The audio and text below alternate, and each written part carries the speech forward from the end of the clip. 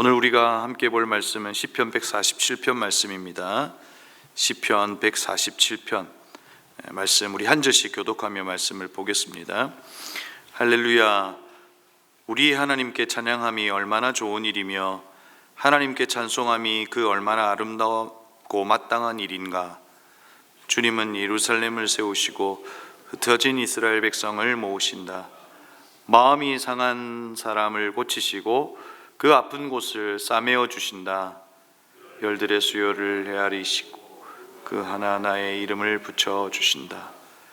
우리 주님은 위대하시며 능력이 많으시니 그의 슬기는 헤아릴 수 없다. 주님은 불쌍한 사람을 도와주시며 악인을 땅바닥까지 낮추시는 분이시다. 주님께 감사의 노래를 불러드려라. 우리 하나님께 수금을 타면서 노래를 불러드려라. 하늘을 구름으로 덮으시고 땅에 내릴 비를 준비하시어 산에 풀이 돋게 하시며 들짐승과 우는 까마귀 새끼에게 먹이를 주신다. 주님은 힘센 준말을 좋아하지 않으시고 빨리 날리는 힘센 다리를 가진 사람도 반기지 아니하신다. 주님은 오직 당신을 경외하는 사람과 당신의 한결같은 사랑을 기다리시는 사람을 좋아하신다. 예루살렘아, 주님께 영광을 돌려라. 시온아, 내 하나님을 찬양하여라. 주님이 내 문빗장을 단단히 잠그시고 그 안에 있는 내 자녀에게 복을 내리셨다. 내가 사는 땅에 평화를 주시고 가장 좋은 밀로 만든 음식으로 너를 배불리신다. 주님이 이 땅에 명령만 내리시면 그 말씀이 순식간에 퍼져나간다.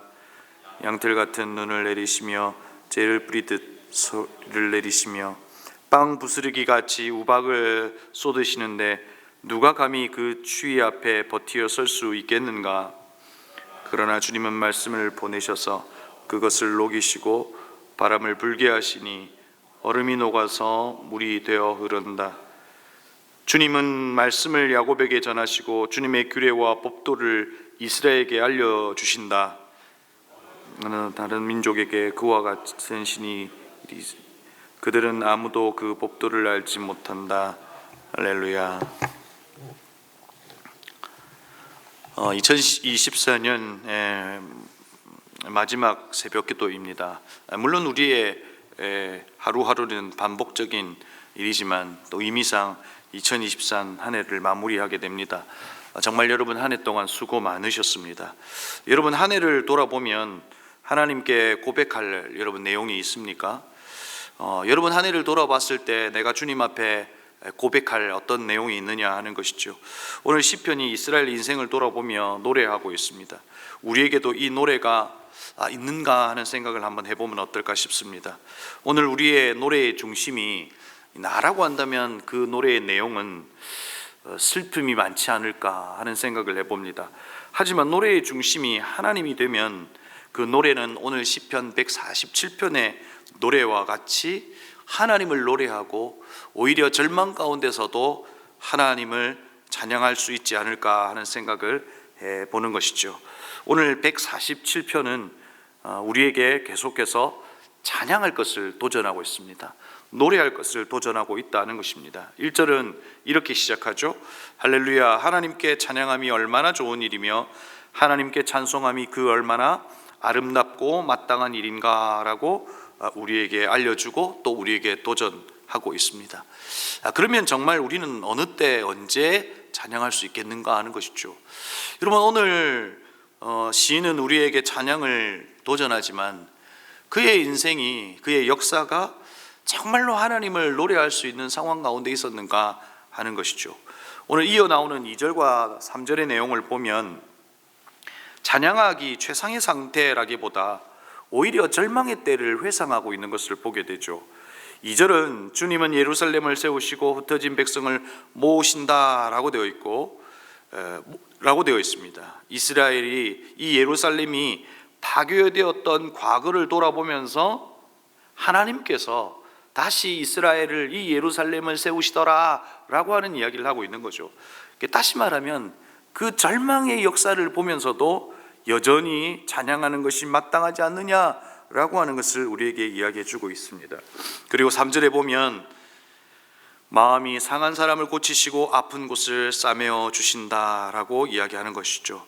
예루살렘의 파괴로 마음이 상하고 그 상처 가운데 있었던 우리의 인생에게 이스라엘의 역사에서 하나님은 고쳐내시더라는 거예요. 그 절망을 절망으로 끝내지 않고 하나님이 우리의 소망이 되시고 우리의 그 찢어지고 찢겨진 그 마음을 하나님께서 꼬매시고 고쳐주시더라는 거예요. 이것이 우리의 인생과 이스라엘 역사 가운데 하나님께서 허락하시는 결론이더라라고 하는 것을 이 시인은 노래로 고백하고 있다는 것이죠. 여러분, 사랑하는 성도 여러분, 한 해를 돌아보니, 그리고 여러분의 인생을 돌아보니 그렇지 않습니까? 결국에는 우리의 삶을 하나님이 세우시고 하나님께서 우리의 상처를 꼬매어 주시고 회복해 하시더라는 거예요. 하나님은 하나님의 성품과 그의 의지는 하나님의 자녀와 백성을 절망이 끝이 되는 결론으로 허락하시는 것이 아니라, 오늘의 운명이 운명으로 끝이 나는 것이 아니라 우리의 인생을 결국에는 세우시고 우리의 상처를 꼬매어 회복해 하시더라는 거예요. 그러면서 우리의 인생을 통해서 하나님이 누구신가를 증명해 보이시더라 하는 것입니다. 그 고통과 절망에는, 그 절망의 순간에는 몰랐다는 것입니다. 그러나 시간이 지나 보니 알게 되더라는 것이죠. 그 하나님에 대해서 4절에서 6절에서 고백하죠. 별들의 수요를 세시는 분, 6절에서는 불쌍한 자를 도우시는 분, 악인을 땅바닥에 낮추시는 분이심을 얼마 후가 지나 알게 된 그 하나님에 대하여 고백하고 있다는 것이죠. 여러분, 이것이 지난 시간이 알려주는 진리가 아닐까 싶어요. 우리의 인생에게, 그리고 이스라엘의 역사 속에서도 지나가 보니 알게 되는 진리가 있더라는 거예요. 그 하나님이 누구냐? 바로 하나님이 우리를 세우시고 도우시고 그리고 악인을 땅바닥에 낮추시는 분이시더라 라고 하는 것을 알게 되더라는 거예요. 이것이 오늘 시인이 깨달은 진리다 하는 것을 이야기하고 있는 것이죠. 얼마 전 한 청년이 찾아왔는데 제가 그 청년을 보면서 그냥 울컥하고 눈물이 나더라고요. 왜냐하면 저는 그 인생의 이야기를 알거든요. 그 아이가 어떻게 고통하고 있고 아파하고 있는 걸 알거든요. 근데 한참 만에 찾아와서 이런저런 이야기를 나누면서 하나님께서 자기에게 있었던 상처와 오랫동안 있었던 가정의 문제를 하나님께서 해결해 주셨다. 그리고 어머니 아버지께서 회복하시고 그리고 다시금 교회에 출석하고 있다는 이야기를 들을 때 큰 감격이 있더라고요. 그러면서 어떤 이야기를 나눴냐면, 얼마 후면 알게 되지. 우리의 인생의 숙제와 같은 일들, 우리에게 절망으로 끝이 날 것 같은 그 현실이 하나님을 주목하고 하나님을 기다리는 이에게 얼마 후면 알게 되지. 그래, 우리는 얼마 후면 알게 될 그때를 바로 오늘로 살아내는 것이 믿음이야 라고 하는 이야기를 해주었어요. 여러분, 그렇지 않습니까? 얼마 후면 알게 돼요. 그래서 얼마 후면 일어날 그 현실을 오늘 믿음의 눈으로 바라보고 오늘을 살아가는 거예요. 그것이 믿음일 수 있겠다 하는 이야기를 여러분에게 나누고 싶은 겁니다. 그 고백을 오늘 시편 147편에서 시인이 노래하고 있는 것이죠. 그리고 7절과 11절까지는 자연과 우주 만물을 다스리시는 하나님을 노래하고 있습니다. 그러면서 11절에서 고백하죠. 주님은 오직 당신을 경외하는 사람과 당신의 한결같은 사랑을 기다리는 사람을 좋아하신다라고 기록하고 있어요. 여러분, 무슨 말입니까? 하나님의 역사는 기다리는 자의 것이라는 거예요. 하나님의 역사는 기다리는 자의 것이라고 하는 것을 이야기하는 거예요. 그러면 누가 기다릴 수 있냐는 거예요. 하나님의 성품과 섭리를 아는 사람이에요. 하나님이 어떤 분이신지를 아는 사람이에요. 하나님은 합력하여 선을 이루신다라고 하는 그 하나님을 아는 지식과 우리의 모든 시간표는 내 뜻, 내 계획이 아니라 하나님의 섭리 안에 있다는 것을 아는 사람만이 기다릴 수 있어요.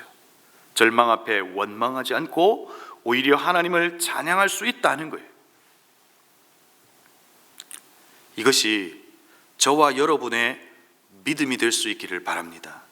사랑하는 성도 여러분, 하나님을 알고 하나님의 섭리를 알면 우리의 삶은 어떻습니까? 태연해집니다. 오히려 하나님의 성품과 하나님을 알고 하나님의 섭리를 알면 오늘 우리에게 불어닥치는 그 파도에서도 요동하지 않는다는 거예요. 지난주에 예전에 알고 지내던 목사님이 이제 탄자니아 선교사로 가셨는데 선교 편지가 왔어요. 그런데 그 선교 편지의 타이틀이 이렇게 되어 있어요. 행복한 항암, 신나는 항암이라고 되어 있더라고요. 그래서 제가 무슨 내용인가 하고 살펴봤더니 이제 선교를 같이 갔던 사모님이 이 암 3기 판정을 받고 치료 중이시더라고요. 그런데 머리가 이제 다 빠지고 한 상태에서 밝게 웃는 모습을 찍어 올리고 그리고 행복한 항암, 신나는 항암이라고 올리면서 오히려 하나님을 찬양하고 노래하고 있는 것을 봤어요. 여러분 어떻게 그럴 수 있어요? 그의 인생에 주어졌던 가장 풀릴 수 없는 문제, 죽음의 문제를 해결했다는 거예요. 나는 죽음의 위기와 공포 속에 있지만 내 죽음의 문제를 해결해 주신 하나님과 그리고 내 인생은 하나님의 섭리와 뜻 안에 있음을 알기에 행복한 항암, 신나는 항암이라고 하는 이 고백을 할 수 있지 않았을까 하는 생각을 해보는 거죠. 그래서 오늘 우리의 삶이 절망 가운데 혹여나 실패 가운데 있을지라도 하나님을 찬양할 수밖에 없는 이유가 우리 안에는 너무나 많더라는 것이죠. 여러분 우리는 우리의 삶이 성공하는 것이 하나님의 영광이 될 수 있다고 생각해요. 그런데 여러분 성공하면요 누구나 노래할 수 있어요. 누구나 감사할 수 있어요. 그러나 실패의 순간에도 신실하신 하나님을 노래할 수 있겠냐는 거예요. 다윗이 하나님 앞에 기름을 부음받고 왕으로 세워지죠. 그러나 시편 89편을 쭉 읽다 보면 그때 솔직한 다윗의 고백을 해요. 하나님 왜 나를 버리십니까? 왕으로 기름 부음 받은 다윗은 이내 버림받은 도망자가 되어버리죠. 그런데 89편 52절 89편의 맨 마지막은 무엇이라고 고백하는 줄 아세요? 그럼에도 불구하고 나는 하나님을 찬양합니다. 아멘, 아멘, 아멘 이라고 고백해요. 어떤 고백이에요? 난 하나님을 신뢰한다는 거예요. 내가 지금 절망과 실패의 순간에도 하나님을 노래한다는 거예요. 그 실패와 절망과 실패의 순간에도 하나님을 노래한다면 그 삶이 하나님의 영광이 될 수 있다는 것을 우리에게 보여주고 있다는 겁니다. 오늘 우리가 할 수 있는 우리의 인생을 하나님 앞에 놓고 볼 때 우리가 할 수 있는 마땅한 것은 원망이 아니라 찬양이라고 하는 것을 알 수 있다는 겁니다. 그래서 12절에서 고백하죠. 예루살렘아 주님께 영광을 돌려라. 시온아 내 하나님을 찬양하여라 라고 이야기합니다. 우리는 하나님을 찬양할 수밖에 없는 존재라는 거예요. 우리의 지난 과거와 우리가 살아왔던 삶과 우리의 있음과 그리고 우리의 결론을 아는 우리는 하나님을 찬양할 수밖에 없는 존재이다라고 하는 것을 우리에게 이 시인이 도전하고 있는 거예요.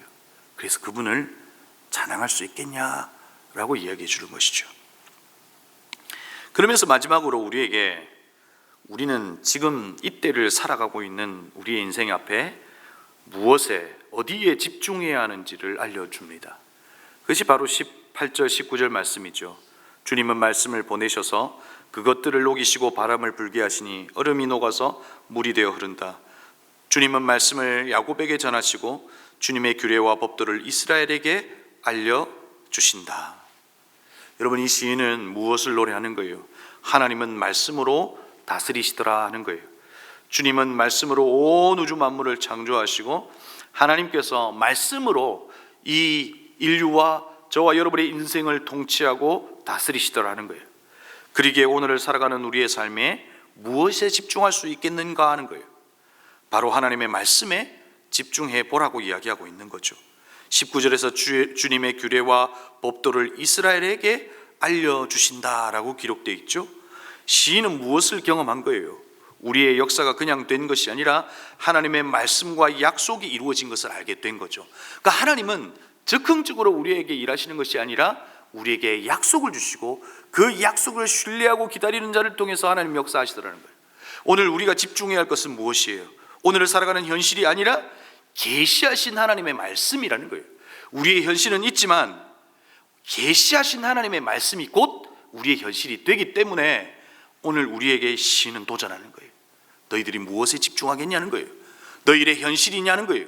아니면 네가 가지고 있는 너의 가능성에 집중하겠냐는 거예요. 아니라는 거예요. 하나님의 말씀에 집중해 보라는 거예요.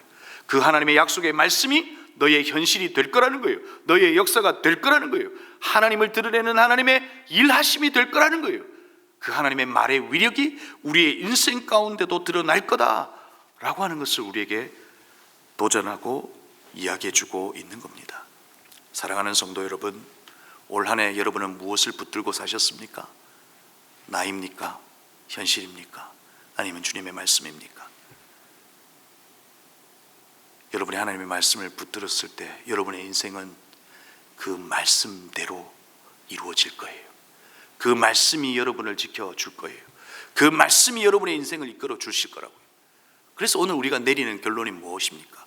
한 해를 보내고 한 해를 이제 시작하는 우리가 내려야 할 결론이 뭡니까? 아, 그래, 2025년에도 주가 주신 말씀 붙들자. 그 말씀이 우리의 인생을 어떻게 이끌어 가시는지 오히려 난 기대하자. 시인이 우리에게 주는 도전입니다. 한 해를 잘 마무리하시고 또 새롭게 오는 이 새해에 여러분은 그 하나님에 대한 기대 가운데 하나님의 말씀을 붙드는 저와 여러분의 인생이 되기를 주의 이름으로 축복합니다. 그럴 때 여러분의 노래는 시편 147편의 노래로 하나님을 노래하고 하나님께 영광을 돌리게 될 겁니다. 기도하시겠습니다. 우리 시간 말씀을 기억하며 기도하십시다. 먼저는 한 해를 돌아보며 기도하십시다. 한 해를 돌아보며 감사의 기도를 하나님 앞에 올려드렸으면 좋겠습니다. 많은 일들이 있었지만 잘된 것도 있고 또 내가 생각하기에는 못된 것도 있지만 하나님 감사합니다. 그리고 내가 오늘 호흡하며 오늘 이곳에 나와 기도하고 있다는 것, 두 발로 걷고 호흡하고 숨쉬고 또 많은 사람들과 또 이렇게 관계를 맺고 살아가는 것 하나님의 은혜입니다. 그 감사와 은혜를 하나님 앞에 고백했으면 좋겠습니다. 두 번째 말씀을 기억하며 기도할 때 하나님, 새로운 한 해도 주님의 말씀을 붙들고 살겠습니다. 그 말씀이 내 인생에게 어떻게 일하시는지 내 눈으로 보겠습니다. 그 말씀을 붙들게 해달라고 기도하십시다.